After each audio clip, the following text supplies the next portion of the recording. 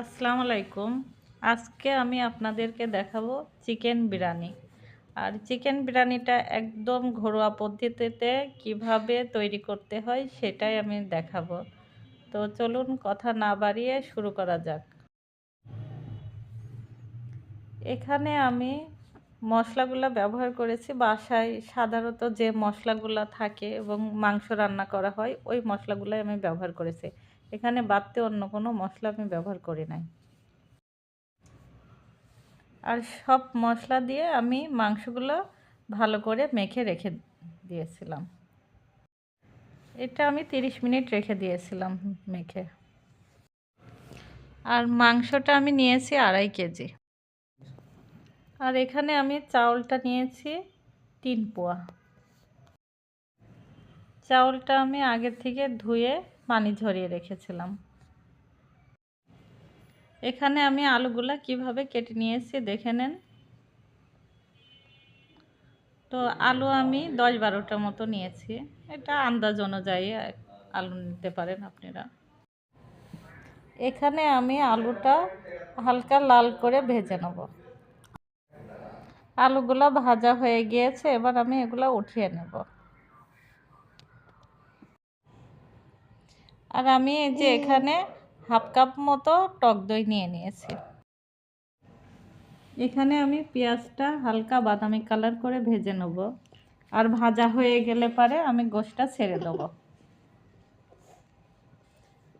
ভাজা হয়ে গিয়েছে, আমি এই যে গোশগুলা সব দিয়ে দেবো। এবার গোশগুলো আমি ভালো করে নাড়াচাড়া করে নেব। দেখেন কালারটা কত সুন্দর চলে এসছে। আর আমি বাসায় চিকেনটা এভাবেই রান্না করি। যখন আমার বাচ্চারা চিকেন খেতে চায় তখন বিরিয়ানির মশলা যদি আমার ঘরে না থাকে তখন আমি এভাবেই ওদের চিকেন বিরিয়ানিটা করে দিই। কষানো হয়ে গিয়েছে, এবার এ পর্যায়ে আমি 1 কাপ পরিমাণ দুধ দিয়ে দেবো। মাংসগুলো আমার প্রায় সিদ্ধ হয়ে এসছে, এ পর্যায়ে আমি আলুগুলো দিয়ে দেবো। দিয়ে একটু নাড়াচাড়া করে চুলা বন্ধ করে দেব। এখানে আমি পেঁয়াজের বেরেস্তা ভাজাটা আগেই ভেজে রেখে দিয়েছিলাম, এটা আপনাদের দেখাইনি। চুলাতে আমি তেলটা গরম হতে দিয়েছি আর তেলটা গরম হয়ে গিয়েছে। এবার আমি দারচিনি এলাচ দিয়ে দেব। এবার আমি চালগুলা দিয়ে ভেজে নেব। আর এখানে কিন্তু আমি পুরা রান্নাটাতেই সরিষার তেল ব্যবহার করেছি। তো চালগুলা এবার আমি নাড়াচাড়া করে ভালোভাবে ভেজে নেব। চালগুলা ভাজা হয়ে গিয়েছে, এবার আমি যে মাংসটা রেখেছিলাম ওইটা চাউলের ভিতর দিয়ে আবার ভালো করে নাড়াচাড়া করে নেব কিছুক্ষণ।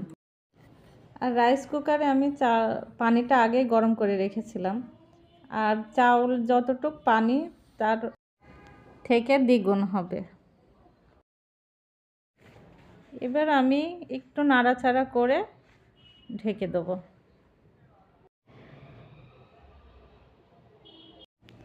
ঢাকনাটা তুলে নিয়ে দেখি আমার ভাতটা কি পর্যায়ে আছে। ভাতটা হয়ে গিয়েছে। এবার আমি পরিবেশন করব। আর হাতের কাছে যদি বিরিয়ানির মশলা না থাকে তো আপনারাও এভাবে চিকেন বিরিয়ানিটা তৈরি করে ফেলবেন বাসাতে, আর খেয়ে দেখবেন অনেক মজাদার হবে। বাচ্চারা খেতে পছন্দ করবে। আর আমি সবসময় আমার বাচ্চারা কোনটা খেতে পছন্দ করে, কিভাবে রান্না করলে পছন্দ করে, আমি ঠিক সেভাবেই রান্না করার চেষ্টা করি এবং সহজ পদ্ধতিতে। আর ভিডিওটা যদি আপনাদের ভালো লেগে থাকে তো অবশ্যই লাইক দিতে ভুলবেন না। লাইক না দিলে রাত্রেবেলা সে মদ খাবো।